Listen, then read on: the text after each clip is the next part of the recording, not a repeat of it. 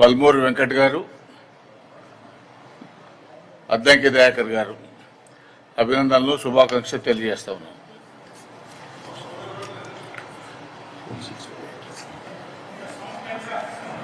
Question number 4618 Ramana గారు.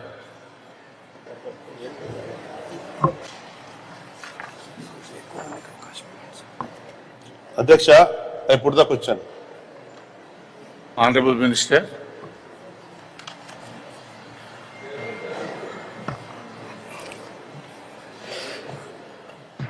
Answer to question A.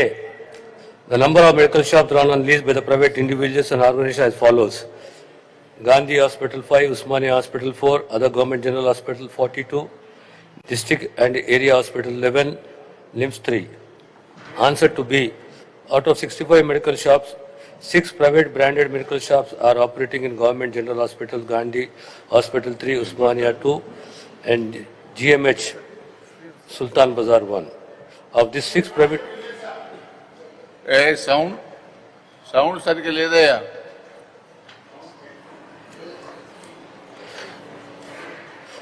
Of these 6 private branded medical shops, what are case for? Usmania for 4 shops, Usmania 2, Gandhi 1, GMH Sultan Bazar 1 have been disposed, eviction orders issued and the eviction process is underway. The remaining 2 shops in Gandhi Hospital continue to operate beyond lease period due to stay orders issued by the honorable courts. The pending cases are being actively pursued in the courts for the lifting of the stay orders. Answer to D, no sir. Answer to E, as and when the stay orders are vacated, necessary steps will be taken to evict the medical shops operating beyond the lease period. With regard to the fresh tender, government will bring in a new policy for generic medicine stores functioning in the government hospitals. Honorable member.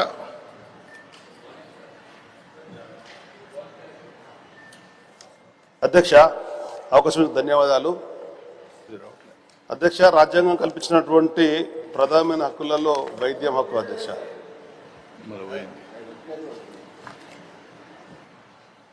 ప్రభుత్వ పరంగా పేద నిరుపేదలకు వైద్య సేవలు అందించడంలో ప్రభుత్వ ఆసుపత్రులతో పాటు తెలంగాణ రాష్ట్రంలో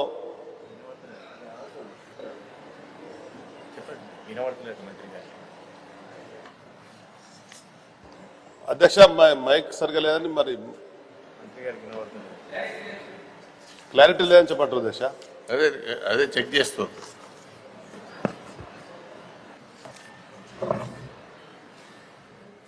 మైక్ అది పెట్టుకో.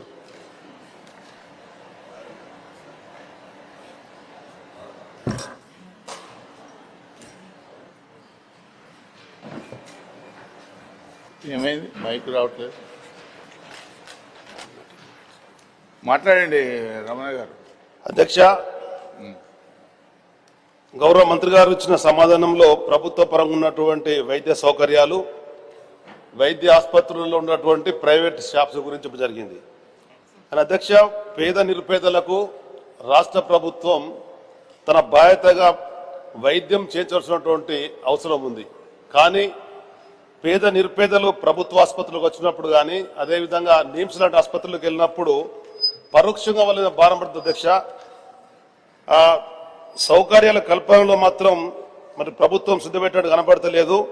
కేవలం ఆసుపత్రుల నిర్వహణకు వదిలిపెట్టినట్టు ఏర్పడుతుంది. కనుక రాష్ట్ర ప్రభుత్వం తగిన చర్యలు చేపట్టి ఈ పేద నిరుపేదలు పడుతున్నటువంటి ఆర్థిక భారాన్ని తగ్గించాలని చెప్పని మీ ద్వారా కోరుతున్న అధ్యక్ష. ఉదాహరణకు నిన్ననే నేను ఎప్పుడైతే ప్రశ్నకు అనుమతించగానే వెంటనే ప్రభుత్వ ఆసుపత్రులలో ఉన్న నిమ్స్ ఆసుపత్రులు ఉండేటువంటి షాప్స్ అదేవిధంగా బయట ఉండేటువంటి వాటికి సంబంధించి ఉదాహరణకు ఐవీ సెట్ అధ్యక్ష 25 రూపాయలకు బయట షాపులో అమ్మితే అదే నిమ్స్ లో 100 రూపాయలు అమ్ముతుంది అధ్యక్ష.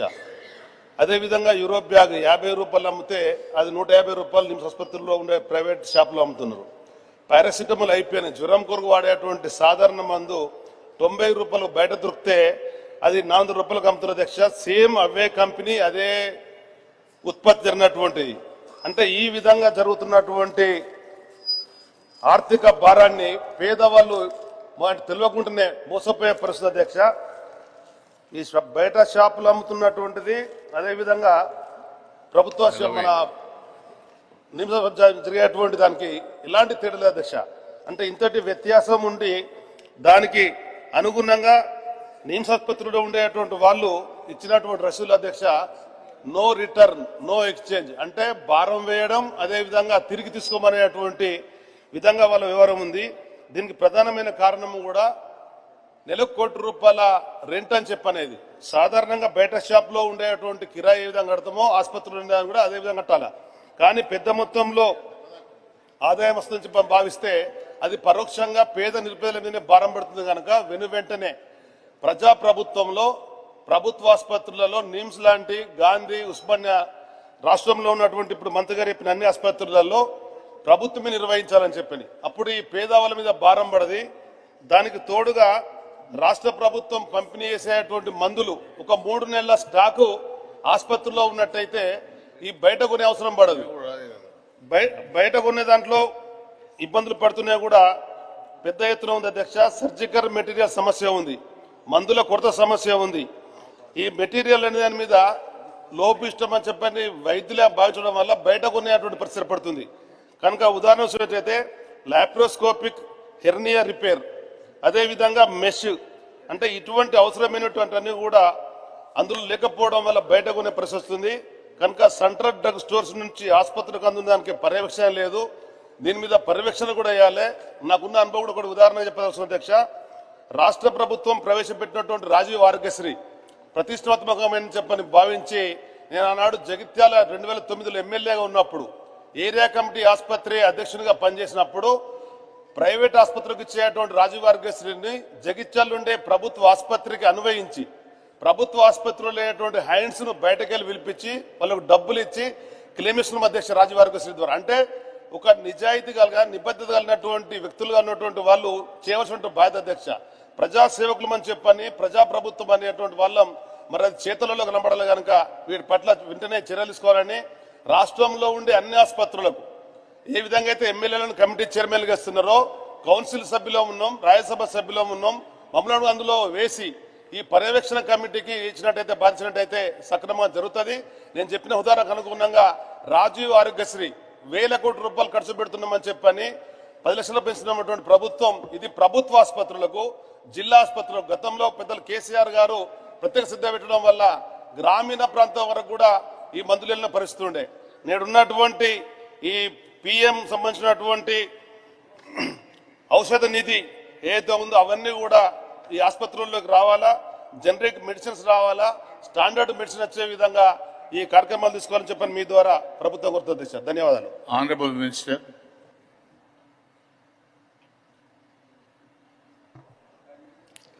అధ్యక్ష,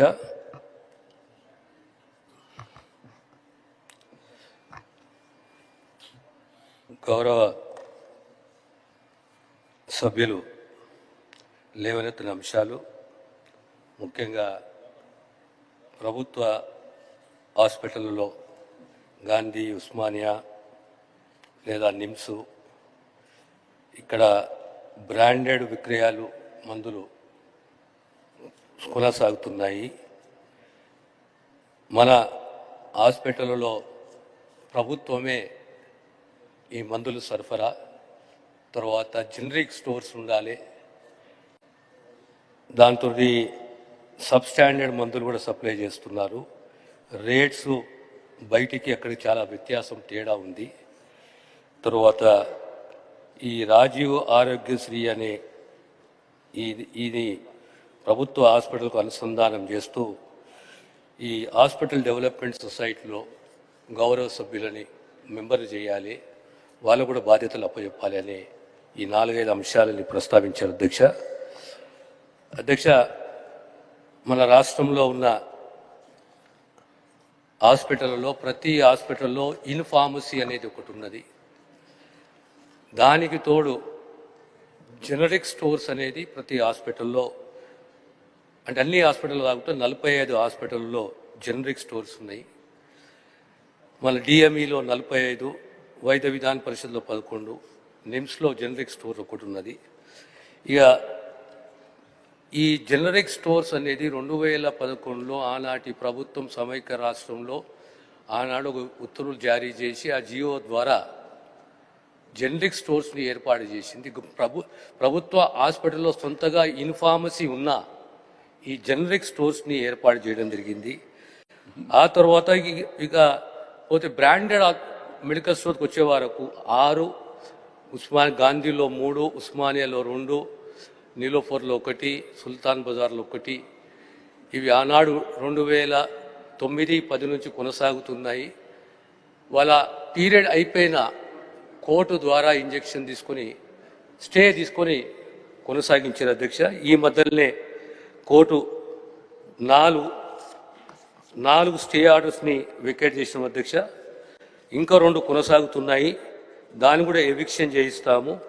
పోతే ప్రభుత్వ పాలసీ ఏంటంటే జనరిక్ స్టోర్స్ని కొనసాగించాలి, ఇన్ఫార్మసీ ఉండగా కూడా జనరిక్ స్టోర్స్ని కొనసాగించవచ్చు, కానీ బ్రాండెడ్ మందులని అవకాశం ఇవ్వకూడదు అనేది ఒక ఆలోచన ప్రభుత్వానికి.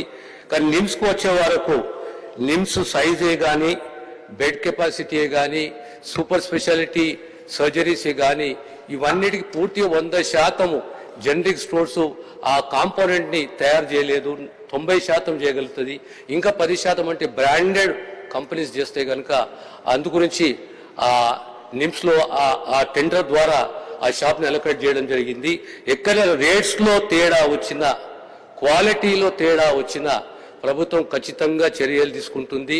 ఇంకా 2 మెడికల్ షాప్స్కు వీటికి సంబంధించి కోర్టులో కేసులు అధ్యక్ష. అది ఒకసారి స్టే వెకేట్ అయితే దాన్ని కూడా ఎవిక్షన్ ఆర్డర్ ఇష్యూ చేస్తాము, కొత్త పాలసీ తీసుకొస్తాము. దానికి తోడు మన కౌన్సిల్ సభ్యులు కూడా ఎడ్యుకేషన్లో అవకాశం ఇచ్చే దిశగా మేము పరిశీలిస్తామని తమ ద్వారా గౌరవ సభ్యులు తెలియజేస్తున్నారు అధ్యక్ష. రమణ గారు. అధ్యక్ష, గౌరవ మంత్రి గారు ఎమ్మెల్సీలకు అవకాశం కల్పిస్తూ ఆలోచిస్తున్నందుకు ధన్యవాదాలు.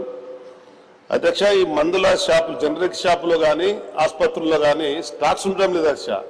ఆ ఉండకపోవడం వల్ల పరోక్షంగా ఈ దుకాణాల మీద ఆధారపడే పరిస్థితి వస్తుంది.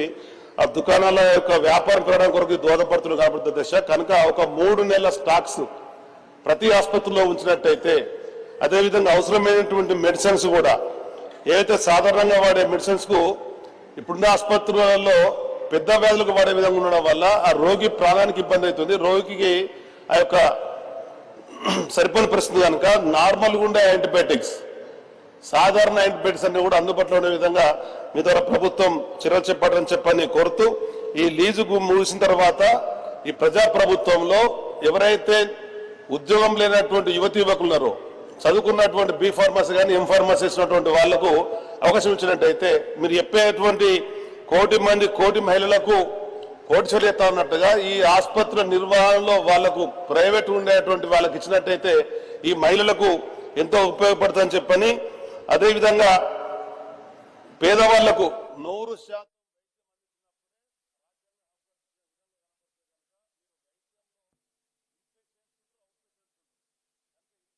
మాత్రం ఎట్టి పరిస్థితులలో ప్రభుత్వమే పూర్తిగా వైద్యం అందించే విధంగా ఈ మందులు ఇచ్చే విధంగా కూడా చర్యలు చేపట్టాలని చెప్పని, దాని విధంగా ఇప్పుడు చెప్పిన నూతన పాలసీలో మీరు చెప్పిన కార్యక్రమం తీసుకోవాలని చెప్పని, దానికి తోడుగా రాజీవ్ ఆరోగ్యశ్రీని ఈ జిల్లా ఆసుపత్రులకు మెడికల్ కళాశాలకు ఇచ్చినట్టయితే వాళ్ళ వైద్య నిర్వహణ ఖర్చులకు ఉపయోగపడుతుంది. ఈ నిధులు కూడా సక్రమంగా ఉపయోగపడుతుంది. గతంలో నాకు అనుభవం ఉంది. అనుభవం కూడా అవసరమైతే జగిత్యాల ఆసుపత్రికి వెళ్ళి తెప్పించుకోవాలని చెప్పని మంత్రి గారిని మీ ద్వారా విజ్ఞప్తి చేస్తూ ధన్యవాదాలు అధ్యక్ష. Honourable minister. అధ్యక్ష, రాజీవ్ ఆరోగ్యశ్రీ ప్రతి ఒక్క జిల్లాలో ఉన్న వైద్య విధాన పరిషతే కానీ జీజీహెచ్ఏ కానీ అన్నిటికీ అనుసంధానం చేసాం అధ్యక్ష. దీన్ని ఇంకా స్ట్రెంగ్తన్ చేయాలి. దానికి తోడు ఒక మంచి సలహా ఇచ్చారు గౌరవ సభ్యులు, ఈ జనరిక్ మెడికల్ స్టోర్స్ని మహిళలు కూడా కేటాయించాలని చెప్పేసి ఒక సూచన ఇచ్చారు. వీళ్ళు ఎగ్జామిన్ ఇట్. దానికి తోడు ఈ ఇన్ పేషెంట్ అవుట్ పేషెంట్ ఎక్కడ కూడా మందుల కొరత 3 మాసాల మందులు స్టోరేజే ఉండాలి, ఎక్కడ కొరత ఉండకూడదు. ఆ దిశగానే కృషి చేస్తున్నాము. మందులు ఉన్నాయి, ఎక్కడ కొరత లేకుండా జాగ్రత్త పడతామనే విషయాన్ని తమ ద్వారా గౌరవ సభ్యులు తెలియజేస్తున్నాం. ఆనరబుల్ వైస్ చైర్మన్ గారు. అధ్యక్షుల వారికి ధన్యవాదాలు. సార్, జనరిక్ మెడికల్ షాప్స్ కేంద్ర ప్రభుత్వం చాలా విస్తృతంగా ప్రోత్సహిస్తున్న నేపథ్యం మనందరికీ తెలిసిన విషయం. దేశవ్యాప్తంగా అడ్వర్టైజ్మెంట్ ఇచ్చి జనరిక్ షాపులు పెట్టడానికి ఎవరైతే ఫార్మసీలో విద్యావంతులు ఉన్నారో వారందరికీ జనరిక్ షాపులు లిబరల్గా మంజూరు చేస్తున్న విషయం కూడా చాలామందికి తెలుసు. షాప్ పెట్టుకోవడమే కాదు, షాప్లో ఎస్టాబ్లిష్మెంట్ పెట్టడానికి కూడా కొంత ఆర్థిక సాయం కూడా చేస్తున్నారు సార్. మీ దృష్టికి తీసుకొచ్చే విషయం ఏంటంటే, నేను 1994 అనుకుంటా, బహుశా తెలుగుదేశం ప్రభుత్వ కాలంలోనే 2 మెడికల్ షాపులు ఫార్మసీ గ్రాడ్యుయేట్స్కు ఆ రోజున కేంద్ర ప్రభుత్వం చేపట్టిన ఎస్సీ ఎంటర్ప్రీనర్స్కి ఇవ్వగలిగే షాపులలో 2 షాపులు వరంగల్లో మెటర్నిటీ హాస్పిటల్స్లో ఇప్పించడం జరిగింది సార్. వాటికి ఇదివే ఆబ్జెక్షన్స్ వస్తే వాటిని జనరిక్ కింద కూడా మార్చినాం. జనరిక్ షాప్లో రెగ్యులర్ మెడిసిన్ అమ్మకూడదనే నిబంధన ఎక్కడ లేదు సార్. మీరు బ్రాండెడ్ కూడా జనరిక్లో అమ్మవచ్చు కదా. జనరిక్ వస్తే చాలా డబ్బులు ఆదా అవుతాయి. ఇవాళ మనకి ఇచ్చేవి కూడా ఎమ్మెల్యేలకు ఎమ్మెల్సీలకు ఇచ్చే మందులు కూడా జనరిక్ మందులే సార్. ఇవాళ పార్లమెంట్ సభ్యులకు అందరికి ఇచ్చే మెడిసిన్స్ కూడా జనరిక్ మెడిసిన్సే గవర్నమెంట్ ఆఫ్ ఇండియా వాడుతున్నది. ఇవాళ తప్పనిసరి అయితేనే బ్రాండెడ్కి పోవాలి తప్ప జనరిక్ని మనం దూరం పెట్టకూడదు. ఇవాళ ప్రైవేట్ వ్యాపారాలలో ఉన్న లాభాల వల్లనే ఆ షాపుల వాళ్ళు ఒకదాని మీద ఒకటి స్టే తెస్తూ లాభాలు గడిస్తూ పేద ప్రజలకు అన్యాయం చేస్తున్నారు. కానీ దయచేసి నా రిక్వెస్ట్ ఏంటంటే, గౌరవ మంత్రి గారు, ఇప్పటికీ ఫార్మసీలో చేసిన అనేక మంది ఎస్సీ ఎస్టీ బీసీ మహిళా సోదరిమణులు అనేక మంది వేల మంది బయట ఉన్నారు. వాళ్ళతో జనరిక్ షాపులు పెట్టియండి. కేంద్ర ప్రభుత్వ విధానాలు సానుకూలంగా ఉన్నాయి జనరిక్ షాపుల కోసం. దయచేసి జనరిక్ని ప్రమోట్ చేయడానికి చేయండి. ఆ జనరిక్ షాప్లోనే అవసరమైతే బ్రాండెడ్ వాటిని కూడా పెట్టండి. There is no bar. ఆ జనరిక్ షాప్లో ఈ బ్రాండెడ్ వస్తువులు అమ్మకూడదు అనేది ఏమి ఉండదు. ఎందుకంటే దే ఆర్ ఫార్మసీలో వాళ్ళు మీ షాప్ పెట్టిన వాళ్ళకు ఫార్మసీ ఉండకపోవచ్చు, డిగ్రీ ఎవరిదో లైసెన్స్ తీసుకొచ్చి పెట్టుకుంటారు. దయచేసి నా రిక్వెస్ట్ ఏంటంటే, గౌరవ మంత్రి గారు, వచ్చే సంవత్సరం వరకైనా కనీసం రాష్ట్ర వ్యాప్తంగా అన్ని హాస్పిటల్స్లో జనరిక్ మెడిసిన్స్ అందుబాటులో ఉండే విధంగా, జనరిక్ షాప్లే వచ్చే విధంగా, ఈ ప్రైవేటు వ్యాపార సంస్థల్ని అందులో నుంచి తొలగించే విధంగా చర్యలు తీసుకోవాల్సిందిగా మీ ద్వారా గౌరవ మంత్రి గారిని కోరుతున్నాను సార్. డాక్టర్ యాదవ్ రెడ్డి గారు.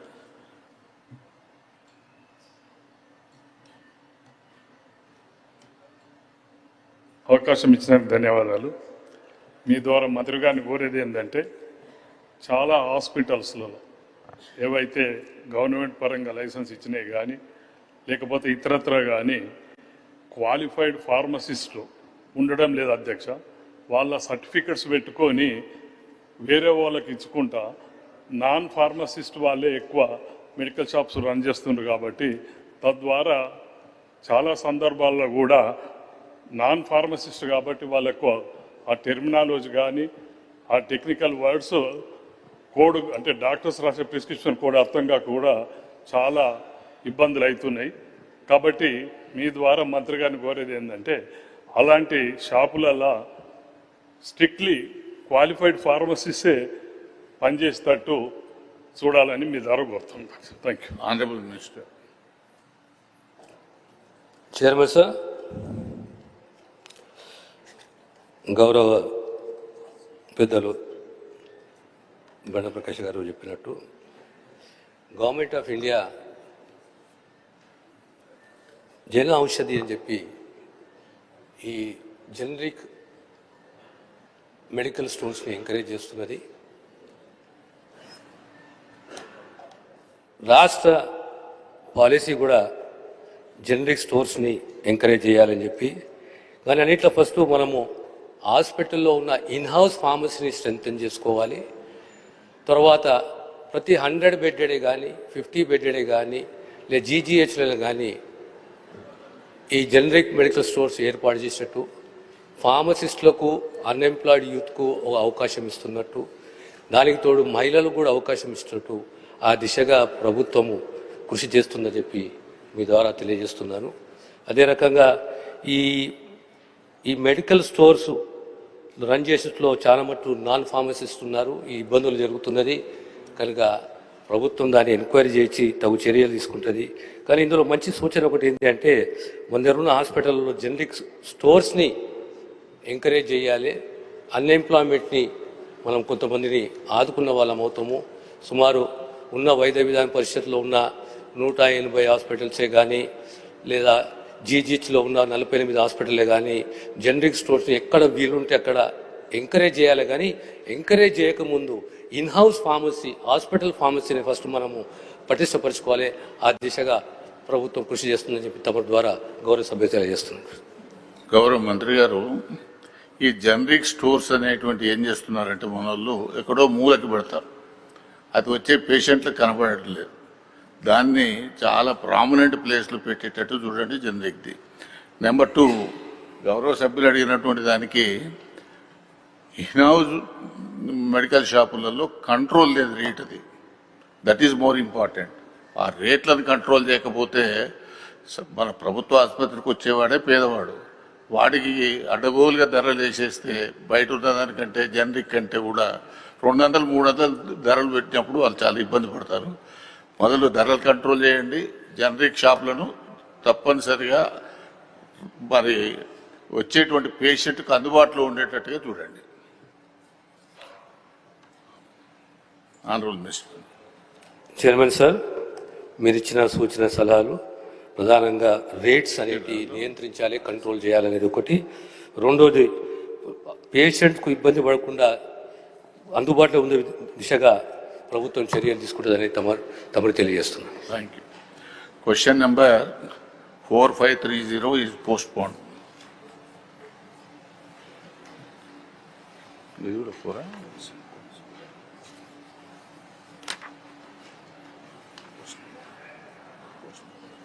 Question number 4705 postponed.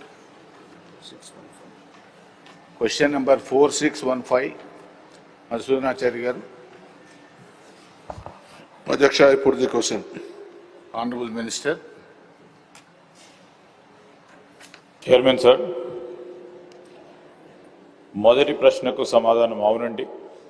గత 2 సంవత్సరాల్లో టీజీ ఐపాస్ ద్వారా 3,903 నూతన పరిశ్రమలో అవసరమైన అన్ని క్లియరెన్స్లు ఇవ్వడమైంది అధ్యక్ష.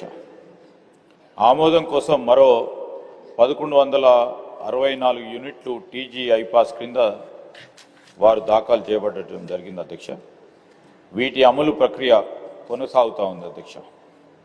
బి ప్రశ్నకు సమాధానం అధ్యక్ష, ఈ నూతన పరిశ్రమల ద్వారా మొత్తం 105,960 ఉపాధి అవకాశాలు కల్పించబడతాయి అధ్యక్ష. సి ప్రశ్నకు సమాధానం అధ్యక్ష, ఈ రాష్ట్రం నుండి ఇతర రాష్ట్రాలకు పరిశ్రమల తరలింపుకు సంబంధించి ఎటువంటి సమాచారం లభ్యంగా లేదు అధ్యక్ష. Honorable member. అధ్యక్ష, మంత్రి గారికి ధన్యవాదాలు అధ్యక్ష. క్వశ్చన్ ఏమో మంత్రి గారు సూటిగా సమాధానం చెప్పిండ్రు. ఇది ఒక షార్ట్ డిస్కషన్ చేయాల్సినంత తీవ్రమైన సమస్య అధ్యక్ష. పరిశ్రమలు అంటే నేను చదువుకునేటువంటి రోజుల్లో చాలా చిన్న పిల్లోడిగా 4-5 తరగతులు చదువుతున్నటువంటి రోజుల్లో మమ్మల్ని మా స్కూల్ హెడ్ మాస్టర్ గారు ఎక్స్కర్షన్ తీసుకుపోవడం జరిగింది అధ్యక్ష. అప్పటి వరకు పరిశ్రమ అంటే ఊహమాత్రంగా కూడా అవగాహన లేదు అధ్యక్ష.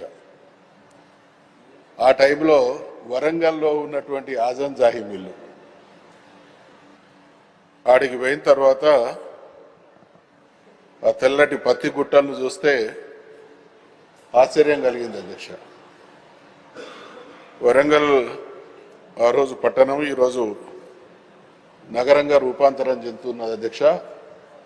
4-5 కిలోమీటర్ల దూరం సాంచాల సప్పుడు వినొచ్చేది అధ్యక్ష. అంటే పరిశ్రమ అనే దానికి మరి అటువంటి బాధాకరం. ఆ విషయానికి తర్వాత వస్తుంది అధ్యక్ష. ఇప్పుడు గౌరవ మంత్రి గారు టిఎస్ ఐపాస్ కింద ఫాస్ట్ ట్రాక్ అని చెప్తా ఉన్నారు అధ్యక్ష. అనుమతులు వచ్చిన తర్వాత పరిశ్రమలు ఎందుకు స్థాపించబడడం లేదనేది వారి ద్వారా నేను వివరణ కోరుతున్నా అధ్యక్ష. ఈ పరిశ్రమల విషయానికి వస్తే గతంలో బడ్జెట్ సందర్భంగా కూడా ఒక అంశం ప్రస్తావించబడ్డది అధ్యక్ష. ఈ జిల్లాల మధ్య తలసరి ఆదాయంలో ఆర్థిక పరిపుష్టిలో తీవ్రమైనటువంటి వ్యత్యాసాలు ఉన్నాయి. మా ప్రభుత్వం తప్పకుండా దీన్ని సరిచేసేటువంటి ప్రయత్నం చేస్తుంది. వికారాబాద్ జిల్లా ఈ విషయంలో చాలా వెనుకబడి ఉన్నది. దాని విషయంలో ప్రత్యేకమైనటువంటి దృష్టి పెడతా ఉన్నారు అధ్యక్ష. మరి ఇప్పుడు ఈ పరిశ్రమల విషయంలో వికారాబాద్ను దృష్టిలో పెట్టుకొని కొత్త పరిశ్రమలు తీసుకొచ్చి ఆ జిల్లా ఆర్థిక స్థితిని మెరుగుపరచడానికి తప్పకుండా చర్యలు తీసుకోవాలని సూచన చేస్తున్నాం అధ్యక్ష. చర్యలు ఆల్రెడీ తీసుకొని ఉంటే తెలియజేయాల్సిందిగా కూడా వారికి తెలియజేస్తా ఉన్నా అధ్యక్ష. ఇప్పటి వరకు మనం పరిశ్రమలు కొత్త పరిశ్రమలు వచ్చినాయి, అనేక రకాలైనటువంటి విస్తృతి జరుగుతూ ఉన్నది అనేటువంటి మాట ప్రభుత్వం చెప్పడం మేము వినడం. అయితే ఈ విషయంగా స్ట్రైట్గా ఉద్యోగాలు కల్పన ఎంత జరిగింది, దీంట్లో కాంట్రాక్ట్ ఉద్యోగాలు ఎన్ని అనేటువంటి విషయం కూడా మంత్రి గారి ద్వారా నేను వివరణ కోరుతున్నా అధ్యక్ష.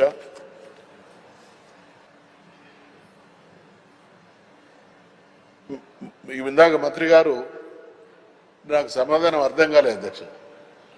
మూతబడిన ఏమైనా ఉన్నాయా అనేటువంటి సూటి ప్రశ్నకు వారు చెప్పినటువంటి సమాచారం అందుబాటులో లేదు అని వారు చెప్పడం జరిగింది అధ్యక్ష. పేపర్ వాళ్ళకు సమాచారం ఉంటున్నది అధ్యక్ష. ప్రభుత్వం ద్వారానే ఇక్కడ ప్రభుత్వ పరంగా జరిగేటువంటి విషయాలు ఏవైనా ముందు తెలిసేది ప్రభుత్వానికి కానీ ఇతర సంస్థలకు కాదు అధ్యక్ష. పేపర్ వాళ్ళు పరిశ్రమలు తరలిపోతున్నాయనేటువంటి విషయాన్ని చాలా సందర్భాల్లో పత్రికల్లో చదవడం, మొన్న జరిగినటువంటి గవర్నర్ గారి స్పీచ్కు ధన్యవాదాలు తెలిసేటువంటి సందర్భంగా నేను తరలిపోయినటువంటి కొన్ని పరిశ్రమల ప్రస్తావన కూడా తీసుకురావడం జరిగింది అధ్యక్ష. మరి అటువంటి తరలిపోకుండా ప్రభుత్వం తీసుకుంటున్నటువంటి చర్యలను కూడా ఈ సందర్భంగా మంత్రి గారి ద్వారా నేను వివరణ కోరుతున్నా అధ్యక్ష. ఇప్పటి వరకు ప్రకటించబడ్డ పరిశ్రమలు ఎన్ని, ప్రారంభించబడ్డటువంటి పరిశ్రమలు ఎన్ని, ఉద్యోగాలు జీవనోపాధి కల్పించబడ్డది ఏ స్థాయిలో అనేటువంటి విషయంతో పాటు వరంగల్ విషయానికి వస్తే అధ్యక్ష, వస్త్రనగరి తమరు ఇది క్వశ్చన్ స్ట్రైట్గా అడగాలి, ఆన్సర్ కూడా స్ట్రైట్గానే ఉంటుంది కానీ ఒక సెకండ్ మనవి చేస్తా అధ్యక్ష. ఈ వరంగల్ అంటే బాధ కలిగేటువంటి విషయం ఏంటంటే 1970కి ముందు నేను స్టూడెంట్గా ఉండి ఆ ఆజంజాహి మిల్లును చూసినప్పుడు మా ప్రాంతంలో తెలంగాణ ప్రాంతంలో అది నల్గొండ కానీ కరీంనగర్ కానీ వరంగల్ కానీ ఆదిలాబాద్ కానీ నిజామాబాద్ కానీ పత్తి అనేది పండించేటువంటి రోజులు కావు అధ్యక్ష. ఈరోజు తెలంగాణలో ఉత్తర తెలంగాణలో ప్రధానమైనటువంటి పంటలలో పత్తి ఒకటి అధ్యక్ష. అసలు పత్తి అనేది పండని రోజుల్లో రాచరిక వ్యవస్థ ఒక అద్భుతమైనటువంటి ఆజంజాహి మిల్లును ప్రారంభించి అనేక వేల మందికి ప్రత్యక్షంగా ఇంకా అనేక వేల మందికి పరోక్షంగా ఉద్యోగ కల్పన జరిగింది అధ్యక్ష. పత్తి ప్రధానమైనటువంటి పంటగా కొనసాగుతున్నటువంటి ఈ కాలంలో ఆజంజాహి మిల్లు మూతపడ్డది అధ్యక్ష. ఇది ఒక వైపరీత్యం అధ్యక్ష. దీన్ని దృష్టిలో పెట్టుకునే గౌరవ ముఖ్యమంత్రి మాజీ కేసీఆర్ గారు వరంగల్లో వస్త్ర పరిశ్రమ ద్వారా గత వైభవం తిరిగి తీసుకురావాలి, ఆ ప్రాంతంలో ఉండేటువంటి చేనేత రంగానికి కానీ రైతాంగానికి కానీ సరి అయినటువంటి ప్రోత్సాహం, వెసులుబాటు, ఉద్యోగ ఉపాధి కల్పన కల్పించబడాలనేటువంటి ఆలోచనతో దాన్ని చాలా సీరియస్గా తీసుకోవడం జరిగింది అధ్యక్ష. తమరి ద్వారా నేను ప్రభుత్వానికి సూచన చేస్తా ఉన్నా, ఈ వస్త్రనగర్ విషయంలో స్పెషల్ అటెన్షన్ పెట్టి దాన్ని కంప్లీట్ చేసి ఏ లక్ష్యం కోసం అయితే దాన్ని ప్రారంభించడం జరిగిందో దానికి కార్యక్రమం కొనసాగించి పూర్తి స్థాయిలో దాన్ని పూర్తి చేయాల్సిందిగా పరిశ్రమల సబ్సిడీ విషయంలో కూడా మంత్రి గారు వివరణ ఇవ్వాల్సిందిగా కోరుతా ఉన్నది. గౌరవ మంత్రి గారు. అధ్యక్ష, గౌరవనీయులు ఎల్ఓపి గారు మధుసూదనాచారి గారు పర్ క్యాపిటాకు సంబంధించి తలసరి ఆదాయానికి సంబంధించిన డిస్పారిటీ వ్యత్యాసం సంబంధించిన అంశం విషయంలో గత సెషన్స్లో జరిగిన అంశాన్ని దృష్టిలో పెట్టుకొని పెద్ద ఎత్తున ఈరోజు మరి జిల్లా స్థాయిలో కూడా పరిశ్రమలు రావాలి. జిల్లానే కాదు, ఎక్కడైతే పరిశ్రమలకు అనుగుణంగా ప్రాంతాలు ఉంటాయో అక్కడ స్కిల్ ఉంటుందో, నైపుణ్యం ఉంటుందో తీసుకురావాలి అనే ప్రయత్నంతోనే మా ప్రభుత్వం ముందుకు నడుస్తూ ఉంది అధ్యక్ష. ఆ సందర్భంలో వారు ప్రత్యేకించి వికారాబాద్కు సంబంధించిన ప్రస్తావన తీసుకొచ్చారు అధ్యక్ష. వికారాబాద్కు సంబంధించిన అంశం విషయంలో కూడా మరి గత 2 సంవత్సరాల నుంచి 133 యూనిట్స్కి సంబంధించి టీజీ పాస్ ద్వారా వారికి అనుమతులు ఇవ్వటం జరిగింది అధ్యక్ష.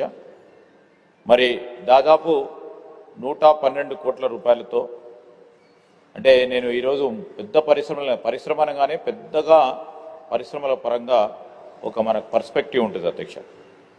దీంట్లో 1518 మందికి మరి ఉపాధి కల్పించే అవకాశాలు కల్పించే ఈ పరిశ్రమలు నెలకొల్పాలని ముందుకు వచ్చిన వారందరికీ కూడా అనుమతులు ఇవ్వటం జరిగింది అధ్యక్ష. ఈరోజు రాష్ట్ర వ్యాప్తంగా కూడా ప్రధానంగా ఈ 2 సంవత్సరాల కాలంలో ఎస్టాబ్లిష్ చేయాలి ఇండస్ట్రీస్ అని 5067 యూనిట్స్ సంబంధించి దాదాపు మరి ఈ డిస్ట్రిక్ట్ వైజ్కు సంబంధించి కూడా మేము గౌరవ సభ్యులకు కూడా తెలియజేస్తాం అధ్యక్ష. ఎంప్లాయ్మెంట్ సంకల్పన కూడా 1,82,121 మందికి ఉపాధి కల్పిస్తారని, కల్పించే ప్రక్రియలో వివిధ దశలో ఈ పరిశ్రమలు ఉన్నాయి. దీంట్లో సూక్ష్మ, చిన్న, మధ్యతర, పెద్ద పరిశ్రమలకు సంబంధించిన అనుమతులు ఇవ్వటం జరిగింది అధ్యక్ష. వారికి సంబంధించి ఈ ప్రాంతాల్లో ఇండస్ట్రియల్ ఇన్ఫ్రాస్ట్రక్చర్ కార్పొరేషన్ ద్వారా మరి ప్రత్యేకంగా వారికి భూముల కేటాయింపుతో పాటు కావాల్సిన ఇతర అనుమతులను ఇవ్వటం, వారు ఫైనాన్షియల్ క్లోజర్ చేసుకొని పరిశ్రమలను మొదలుపెట్టడం, మరి పూర్తి స్థాయిలో పరిశ్రమలు ఏర్పాటు చేసుకొని ఈ విధమైన ఎంప్లాయ్మెంట్ కల్పించాలనే ఆలోచనలతోని ముందుకెళ్తా ఉన్నాం అధ్యక్ష. మీరు అడిగింది అధ్యక్ష, పరిశ్రమలు తరలిపోతా ఉన్నాం. మూతపడిన పరిశ్రమలకు సంబంధించిన క్వశ్చన్ లేకుండే మరి మన రాష్ట్రం నుంచి తరలిపోతున్న ఇండస్ట్రీస్ గురించి గౌరవనీయులు మధుసూదనాచారి గారు పెద్దలు మరి గవర్నర్ గారి ప్రసంగం సందర్భంలో కూడా 2-3 అంశాలు దృష్టికి తీసుకొచ్చారు అధ్యక్ష. ఈరోజు మాకు అధికారికంగా ఈ పరిశ్రమలు ఇక్కడి నుంచి తరలింపబడ్డాయని ఎక్కడ కూడా అధికారికంగా లేదు అధ్యక్ష.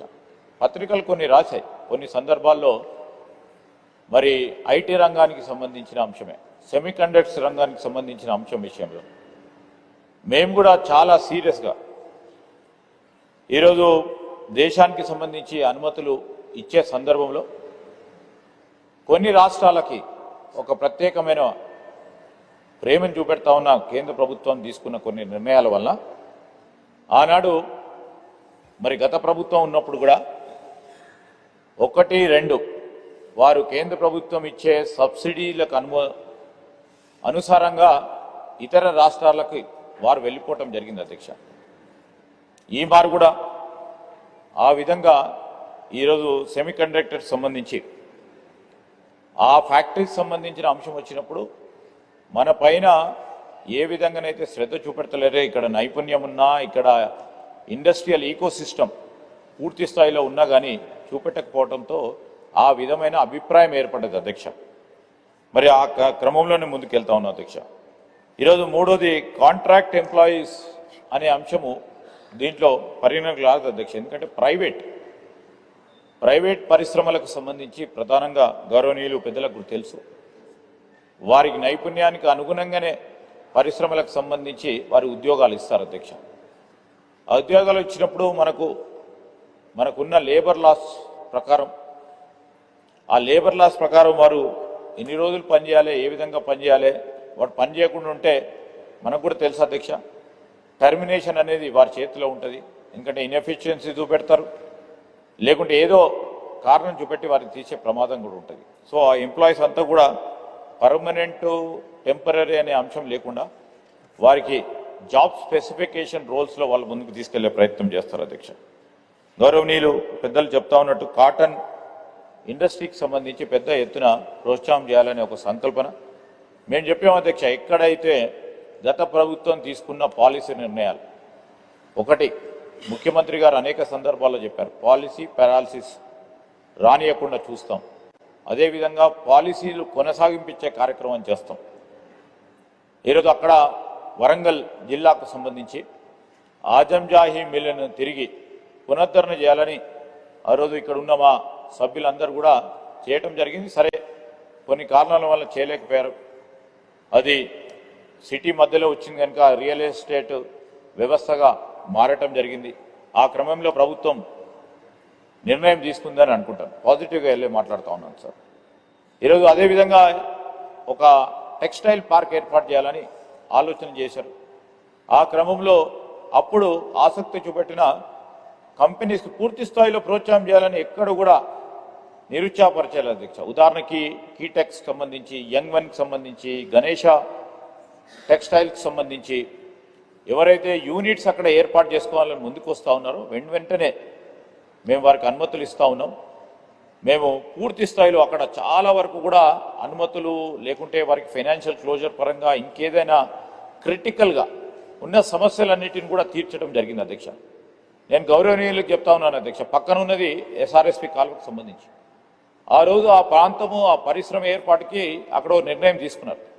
కానీ ఒక్కసారి మన వర్షాలు పడితే 21-25 వర్షాలు పడితే మొత్తం ఈ టెక్స్టైల్ పార్క్కి సంబంధించి వస్తూ ఉన్నప్పుడు అక్కడ పెద్ద సమస్య ఏర్పడేది అధ్యక్ష. మా గౌరవ శాసనసభ్యులు ఆ ప్రాంతానికి సంబంధించి ప్రకాష్ రెడ్డి గారు వారు ఒక ప్రధానమైన కాలువ ఏర్పాటు చేయాలి, లేకుంటే పరిశ్రమలు నెలకొల్పిన తర్వాత ఎప్పుడైనా వరద వస్తే మొత్తం ముంపుకు గురయ్యే ప్రమాదం ఉంటుందంటే దానికి కూడా పెద్ద ఎత్తున దాదాపు 100 పైచిలకు కోట్లను ఖర్చు పెట్టి ఆ కాలువ నిర్మాణానికి అనుమతులు కూడా ఇవ్వడం కూడా జరిగింది అధ్యక్ష.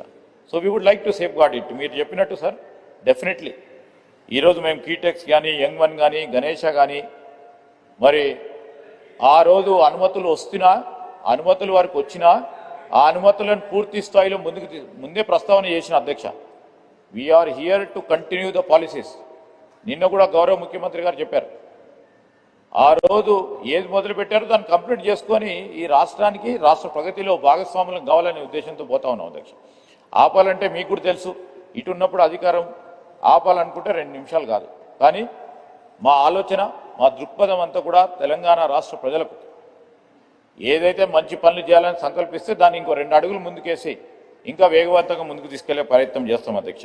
వస్త్ర పరిశ్రమకు సంబంధించి మీరు చెప్పిన సలహా సూచనలు కూడా దృష్టిలో పెట్టుకొని పూర్తి స్థాయిలో ఆ పార్క్ని పెద్ద ఎత్తున డెవలప్ చేయడం కూడా జరుగుతుంది అధ్యక్ష. ఈరోజు మరి ఇంకా కూడా ఇన్వెస్ట్మెంట్స్ పరంగా కూడా ఈరోజు 1,50,232 కోట్లకు సంబంధించి గత 2 సంవత్సరాలుగా చిన్న సూక్ష్మ పరిశ్రమలకు సంబంధించి కూడా మరి ఎంప్లాయ్మెంట్కి సంబంధించి ఇంతకుముందు కూడా చెప్పడం జరిగింది అధ్యక్ష. ఈ విధమైన ప్రయత్నం చేస్తాం అధ్యక్ష. ఈ PM మిత్ర పార్క్ ఏదైతే వరంగల్లో స్థాపించడం జరిగిందో మరి అతి త్వరలోనే మరి గౌరవ ప్రధానమంత్రి గారి, గౌరవ ముఖ్యమంత్రి గారి చేతుల మీదుగా దాన్ని ప్రారంభోత్సవం చేసుకునే ఒక కార్యాచరణ తీసుకుంటున్నాం అధ్యక్ష. ఈరోజు ఇన్సెంటివ్స్ గురించి గౌరవ సభ్యులు తెలియజేశారు అధ్యక్ష. నేను అనేక సందర్భాల్లో చెప్తా ఉన్నాం అధ్యక్ష, 2017 నుంచి 2025 వరకు ఇంక్లూడింగ్ అవర్ గవర్నమెంట్ సార్, 2025 కంటే ముందు 23 వరకే దాదాపు 4,700 కోట్ల రూపాయల ఇన్సెంటివ్స్ పెండింగ్ ఉండే అధ్యక్ష. 17 నుంచి 23 ఐ స్టాండ్ ఆన్ రికార్డ్ అధ్యక్ష. సో క్రమేణా దాన్ని సిస్టమేటిక్గా, ఎందుకంటే చిన్న పరిశ్రమలకు సంబంధించి లేకుంటే మరీ సూక్ష్మంగా పోతాయి. ఈరోజు మనం తీసుకుంటా ఉన్న మీరు ఇచ్చిన సబ్సిడీలకు సంబంధించిన అనుమతులు కానీ వాటన్నిటిని కూడా పరిగణలోకి తీసుకొని కొన్ని సందర్భాల్లో నిధులు ఏ విధంగా వస్తున్నాయో ఆ నిధులకు అనుగుణంగా ఇచ్చే కార్యక్రమం చేస్తున్నాం. 2017 నుంచి మెల్లమెల్లగా ప్రతి సంవత్సరానికి సంబంధించి ఈరోజు ST, STకి సంబంధించిన టీ ప్రైడ్కి సంబంధించి కానీ వాటన్నిటి విషయంలో ఓ సిస్టమేటిక్గా తీసుకెళ్లే కార్యాచరణ తీసుకెళ్తాను. అదేవిధంగా మిగిలిపోయినవన్నిటిని కూడా ప్రత్యేకంగా కూడా గౌరవ ముఖ్యమంత్రి గారు కూడా పరిశీలన చేస్తూ ఉన్నారు. మరి పెద్ద పరిశ్రమలు పెద్ద ఎత్తున ప్రోత్సాహం చేయాలని ఈ మధ్యలో కూడా మరి కీటెక్స్ సంబంధించి, గణేషకి సంబంధించి, యంగ్ వన్కి సంబంధించిన ఇన్సెంటివ్స్ కూడా మరి పెద్ద పరిశ్రమలకు సంబంధించి ఇంకా వారి పెట్టుబడులు ఎక్కువ తీసుకురావాలనే ఒక ప్రోత్సాహం ఇవ్వాలనే ఉద్దేశంతో ఈ ఇన్సెంటివ్స్ కూడా క్రమక్రమేణా అంటే ఇయర్ వైజ్ సెలెక్ట్ చేసుకొని ఇస్తా ఉన్నాం అధ్యక్ష. ఇంకా కూడా ఏదైనా ఉంటే తప్పకుండా పరిశీలన చేసి ముందుకు తీసుకెళ్లే ప్రయత్నం చేస్తామని గౌరవ సభ్యులకు తెలియజేస్తా ఉన్నాం అధ్యక్ష. నెల్లికంటి సత్యం గారు.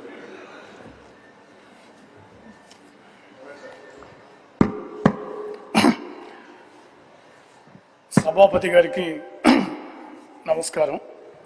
సరే, ప్రధానంగా వ్యవసాయ రంగం తర్వాత మరి స్థానిక ఈ పరిశ్రమలు అనేది ప్రధాన అంశం.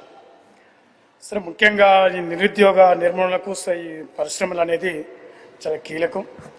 సరే, ప్రధానంగా మరి అనేక ప్రాంతాలలో పరిశ్రమలు నూతనంగా ఏర్పడుతున్న దిశలో స్థానికులకు ఉద్యోగ అవకాశాల కల్పనలో మరి ఎక్కడ కూడా యాజమాన్యాలు ఆయా ప్రాంతాలలో ఇవ్వడం లేదు. ఉమ్మడి నల్గొండ జిల్లాలో అనేక పరిశ్రమలు ఉన్నాయి. బహుశా నేను అనుకుంటే ఏ ఒక్క పరిశ్రమలో కూడా స్థానికులకు ఉద్యోగ అవకాశం కల్పించడంలో ఆయా యాజమాన్యాలు కానీ ఆ పరిశ్రమలు ఆ రకంగా లేవు. మరి ఒక రకంగా అక్కడ ఆ ప్రాంతంలో భూమి కానీ నీరు కానీ అనేక రకాలుగా సబ్సిడీ మీద ఉన్నటువంటి పరిశ్రమలు. మరి ఉమ్మడి నల్గొండ జిల్లాలో అనేక ప్రాంతాలలో పరిశ్రమలు చాలా ఉద్యోగాలు అవకాశాలు లేవు. అదేవిధంగా మరి గ్రామీణ ప్రాంతాలలో ఈ వ్యవసాయ సంబంధించిన ఫుడ్ ప్రాసెసింగ్ యూనిట్లు కానీ కోల్డ్ స్టోరేజ్లు కానీ అటువంటి వాటికి కూడా ప్రభుత్వం ప్రోత్సహించాలని ఈ రకంగా చెప్తా ఉన్నాం. ప్రధాన అంశం ఏంటంటే మరి పెట్టేటువంటి ప్రాంతాలలో స్థానికులకు ఉద్యోగ అవకాశాలు కల్పించాలి ఒక నిబంధన. బహుశా ఎక్కడ కూడా ఈ రాష్ట్రంలో ఉల్లంఘించదు కనుక మరి ప్రభుత్వం వైపుకెళ్ళి ఒక సరి అయినటువంటి ఆలోచన కానీ లేకపోతే ఒక శాసనసభ కానీ శాసన మండలి ద్వారా కానీ దీని మీద ఈ పరిశ్రమల స్థానికులకు ఉద్యోగ అవకాశాల మీద ఒక సభా సంఘాన్ని కూడా ఏర్పాటు చేస్తే బాగుంటుందని ఈ సందర్భం గుర్తు చేస్తూ ముగిస్తాను. అనిల్ రెడ్డి గారు. అధ్యక్ష నమస్కారం. అధ్యక్ష, మీ ద్వారా మంత్రి గారు కోరేది ఏంటంటే ఎక్కడైతే ఇండస్ట్రియల్ ఏరియా ఉందో అక్కడ వాళ్ళ ట్రైనింగ్ కోసానికి అన్ని అసోసియేషన్లు ఉన్నాయి, వాళ్ళు ముందుకు రావడానికి ఆస్కారం ఉంది. మన లోకల్ ఎంప్లాయ్మెంట్ కావాలంటే వాళ్ళ దగ్గర ట్రైనింగ్ ఇచ్చేసి అక్కడ నుంచి ప్రొక్యూర్మెంట్ చేసుకుంటే బాగుంటుంది. అదేవిధంగా చాలామంది ఇండస్ట్రియల్ వాళ్ళు ముందుకు వస్తూ ఉన్నారు. అన్ని ఇండస్ట్రియల్ ఏరియాలో వాళ్ళకి ల్యాండ్ అలొకేషన్ చేసి వాళ్ళు సిఎస్ఆర్ ద్వారా బిల్డింగ్ కట్టి వాళ్ళు ట్రైనింగ్ ఇవ్వడానికి ముందున్నారు. అదేవిధంగా ఎక్కడైతే ఇండస్ట్రియల్ ఏరియా ఉందో ఎస్సీ ఎస్టీ వాళ్ళకు గతంలో ఏంటంటే 1200 SFT ఒక షెడ్ ఇస్తూ ఉంటుంది సబ్సిడీ కింద. అది ఇంప్లిమెంటేషన్ చేస్తే యూత్ ఇంజనీరింగ్ వాళ్ళు యూత్ ఉన్నారు, వాళ్ళందరినీ ముందుకు తీసుకుపోవాలి. ఇప్పుడు ఏదైతే స్మాల్ స్కేల్ ఇండస్ట్రీ ఉంది 4500 పెండింగ్ ఉన్నది, ఇప్పుడు రిలీజ్ చేస్తూ ఉన్నారు. అది మీరు ఏంటంటే కేంద్ర రాష్ట్ర ప్రభుత్వాలు ఏవైతే సబ్సిడీ ఇస్తూ ఉన్నారో యూత్ని ఎంకరేజ్ చేసుకుంటా అన్ని స్మాల్ స్కేల్ ఇండస్ట్రీ ఏవైతే ఉన్నాయో చాలా మంది ముందుకు వస్తూ ఉన్నారు. వాళ్ళకు ప్రోత్సాహం చేస్తే ఏంటంటే ఒక ఇండస్ట్రీ పెడితే దాని కింద 20 మంది 30 మంది ఎంప్లాయ్మెంట్ వస్తూ ఉంటుంది.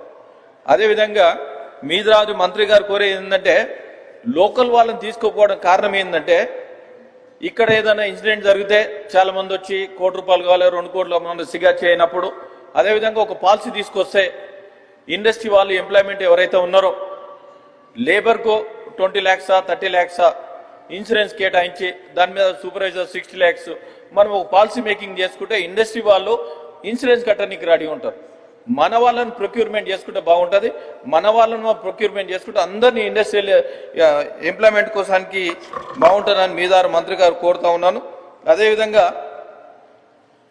ఏదైతే గతంలో ఇండస్ట్రీ కోసం ల్యాండ్ తీసుకొని చాలా మంది ఇండస్ట్రీ పెట్టలేరు, దాన్ని అలొకేషన్ చేసుకొని గతంలో ఎగ్జాంపుల్ ఏంటంటే పటాన్చేరులో నవపన్ పక్కన 150 ఎకరాలు ఉండే 150 ఎకరాలు వాళ్ళు ఇండస్ట్రీ పెడతాను, బాంబేలో ఇంతవరకు ఇండస్ట్రీ పెట్టలేరు.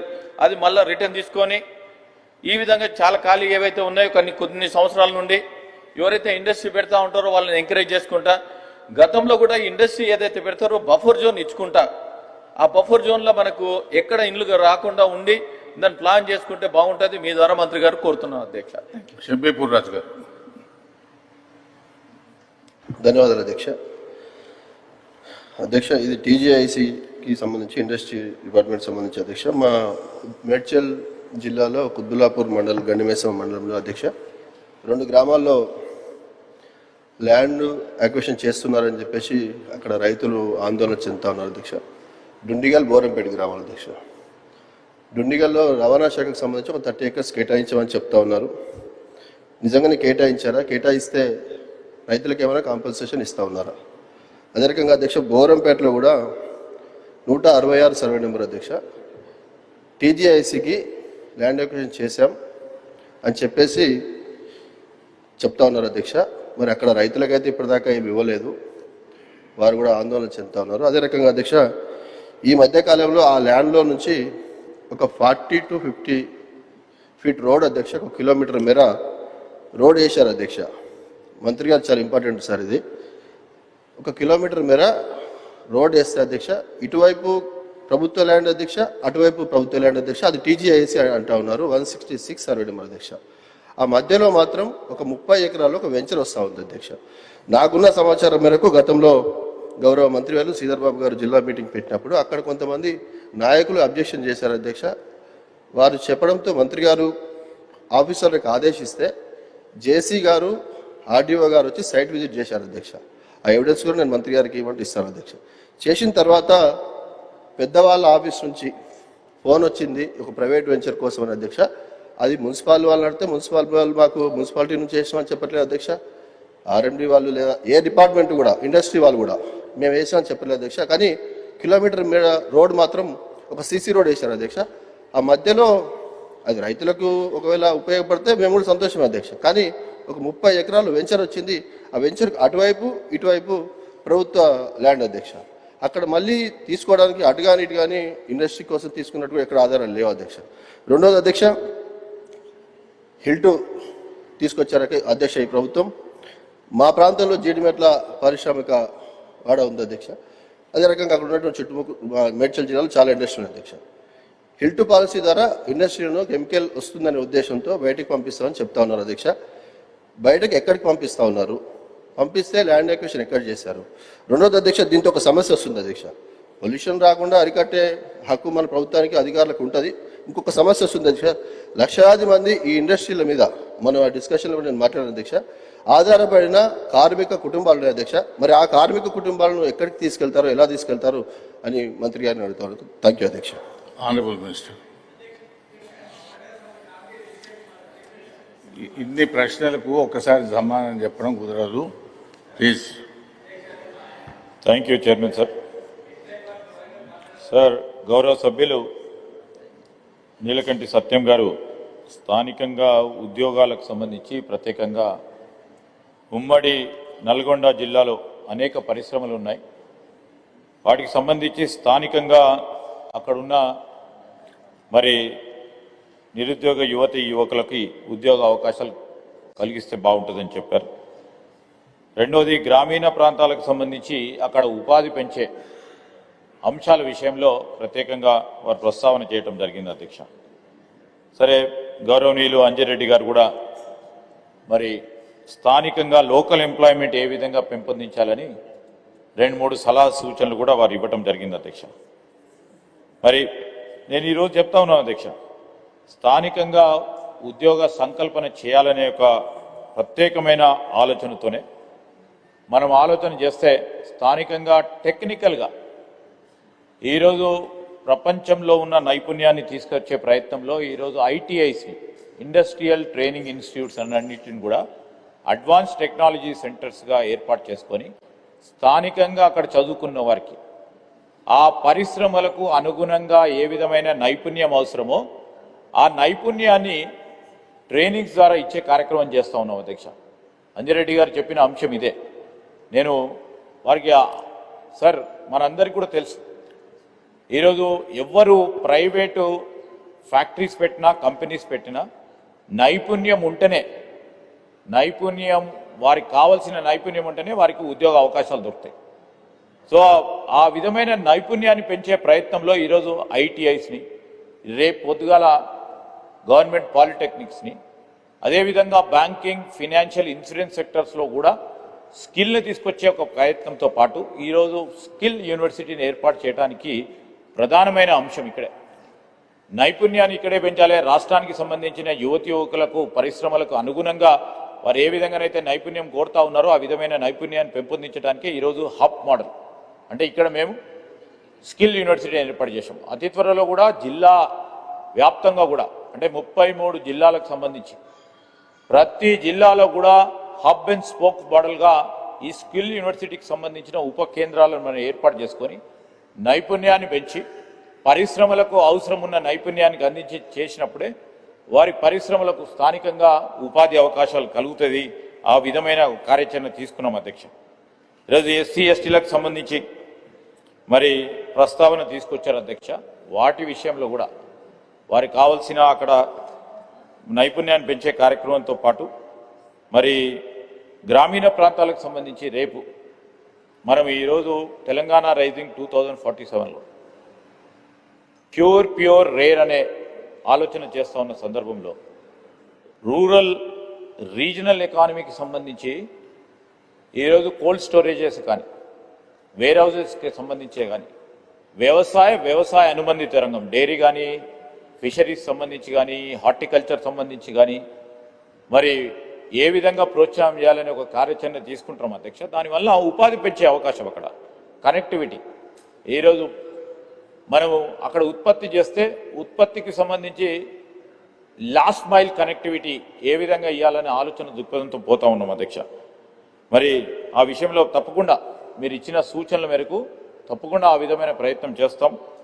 మరి పెద్దలు అంజిరెడ్డి గారు చెప్పారు, నోపాన్ సంస్థ దాదాపు 12 సంవత్సరాల నుంచి 12-13 సంవత్సరాల నుంచి అక్కడ పరిశ్రమ నడపటం లేదు అధ్యక్ష. ఆ నడపటం లేని పరిశ్రమకు సంబంధించి అట్లాంటి అనేక పరిశ్రమలు ఉన్నాయి. చాలా సంవత్సరాల నుంచి నిరుపయోగంగా ఉండి వారు ఆల్రెడీ ల్యాండ్ కొన్నారు. ఇండస్ట్రీ నుంచి ల్యాండ్ కొన్న తర్వాత వారు పరిశ్రమలు నడపటం లేదు. నడపటం లేక వలన ఉపాధి లేదు. వారు కూడా ఆ ల్యాండ్ని వేరే పరిశ్రమ పెట్టలేరు, పెట్టదలుచుకోలేదు. ఆ విధంగా అన్ప్రొడక్టివ్గా ఓ రిసోర్స్ తయారై ఉంది. ఆ క్రమంలో that is the base ground for the HILT policy. ఆ కార్యాచరణ తీసుకునే నోపాన్కు సంబంధించిన వ్యవస్థకు సంబంధించిన అంశం విషయంలో కూడా ప్రభుత్వం తప్పకుండా ఆలోచన చేసి దాన్ని సరైన విధానంలో ఉపయోగించుకునే కార్యక్రమం చేస్తుంది అధ్యక్ష. అదేవిధంగా మీరు చెప్పారు ఇప్పటి వరకు అధ్యక్ష, అంటే రాష్ట్రం ఏర్పడటం గురించి కానీ అంతఃపూర్వకం కానీ మనకున్న పాలసీ విధానం ఏందన్నది అధ్యక్ష, ఇండస్ట్రియల్ ఇన్ఫ్రాస్ట్రక్చర్ కార్పొరేషన్ ఇంతపూర్వకం ఐడిసి తరఫున మనం భూములకు సంబంధించి భూములు కొనుగోలు చేసి తదుపరి పరిశ్రమలను ప్రోత్సాహం చేయాలనే ఉద్దేశంతో మరి భూములు కేటాయింపు చేసి వారికి సేల్ అగ్రిమెంట్ చేస్తాం అధ్యక్ష. పూర్తి స్థాయిలో వారికి సేల్ అగ్రిమెంట్ చేసే కార్యక్రమం చేస్తాం. ఈరోజు మేమేం చేసాం అధ్యక్ష, మా ప్రభుత్వం ఏర్పడ్డ తర్వాత ప్రత్యేకంగా ఎంఎస్ఎంఈ రంగానికి సంబంధించి సూక్ష్మ మధ్యతర పరిశ్రమలకు, చిన్న పరిశ్రమలకు సంబంధించి ప్రోత్సాహం ఇవ్వాలని మొట్టమొదటిసారి ముఖ్యమంత్రి గారు ఎంఎస్ఎంఈ పాలసీని తీసుకొచ్చారు అధ్యక్ష. ఫస్ట్ టైం ఈ ఎంఎస్ఎంఈ పాలసీ ద్వారా వారికి ఉన్న ఏదైతే డబ్బులు ఏవైతే ఉన్నాయో పరిశ్రమలు ఏర్పాటు చేసుకోవాలని వారికి ఉన్న ఇన్నోవేషన్ని పూర్తి స్థాయిలో భూమి కొనుగోలు చేయడానికే ఆ డబ్బంతా ఉపయోగపడతా ఉండే. దాని తదుపరి దాన్ని పెంపొందించడానికి డబ్బులు లేకపోతూ ఉండే.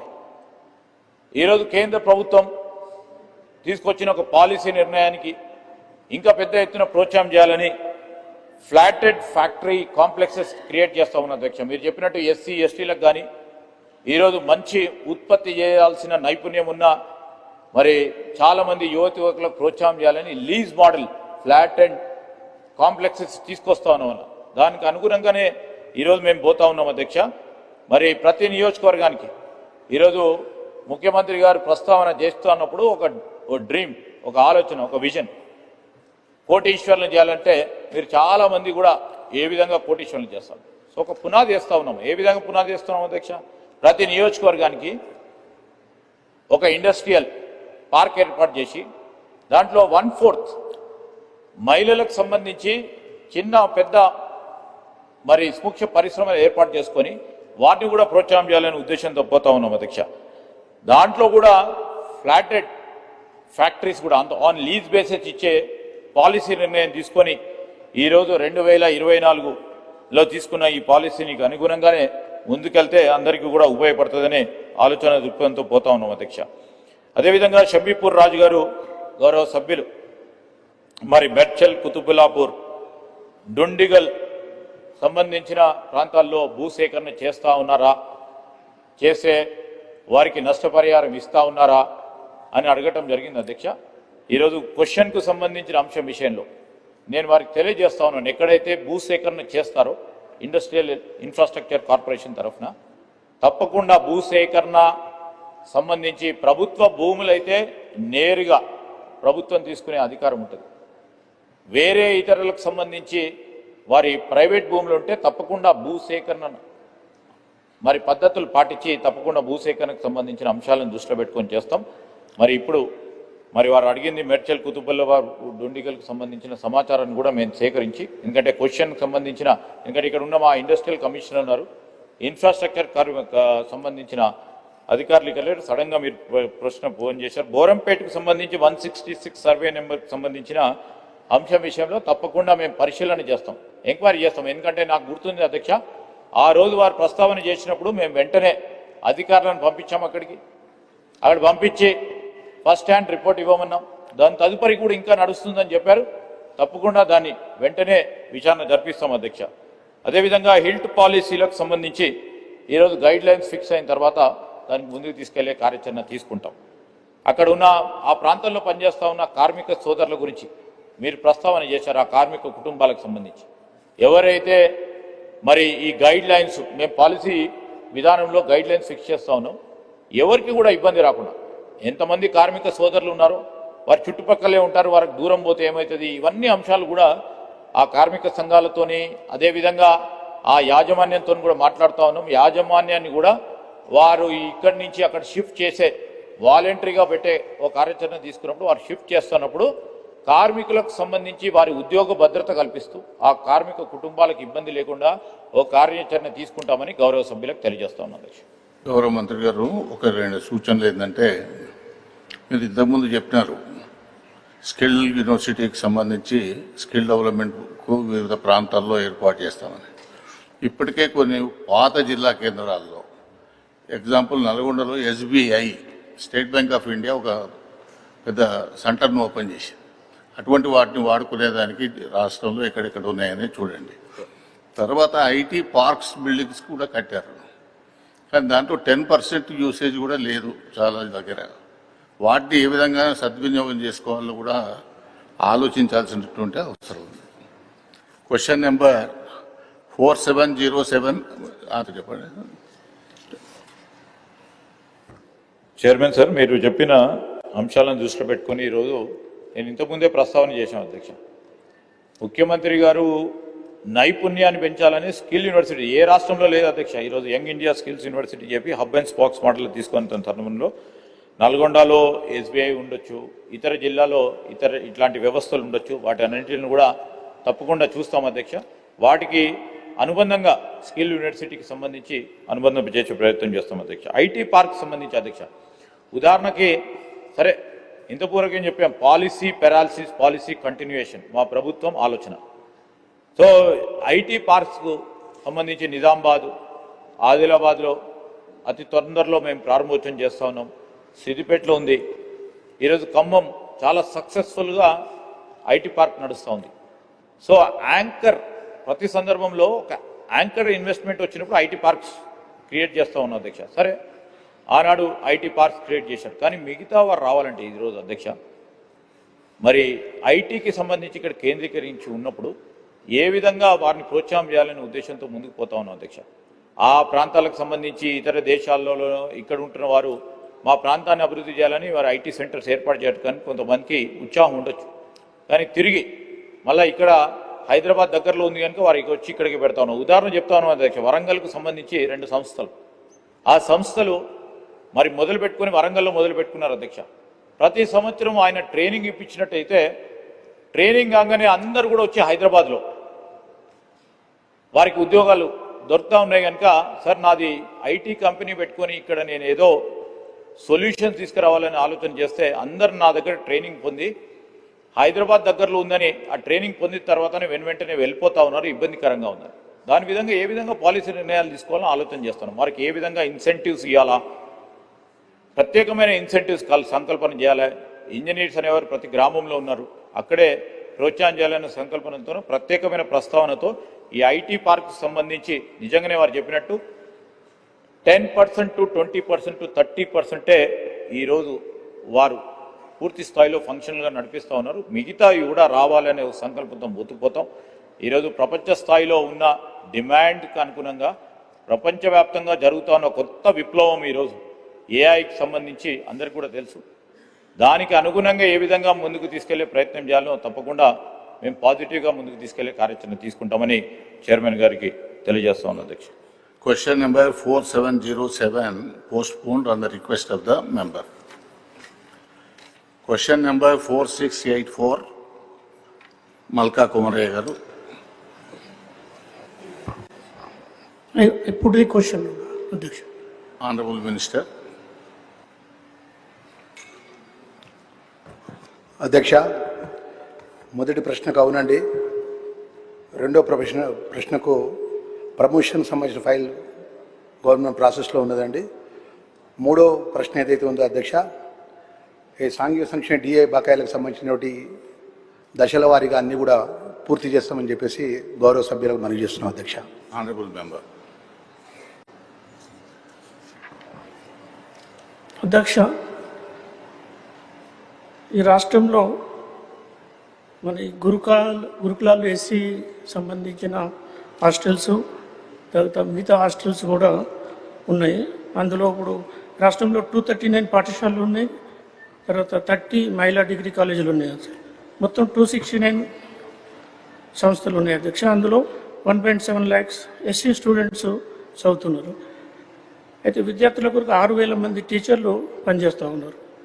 ఈ ఉపాధ్యాయులకు సమస్యలు చాలా ఉన్నాయి అధ్యక్ష.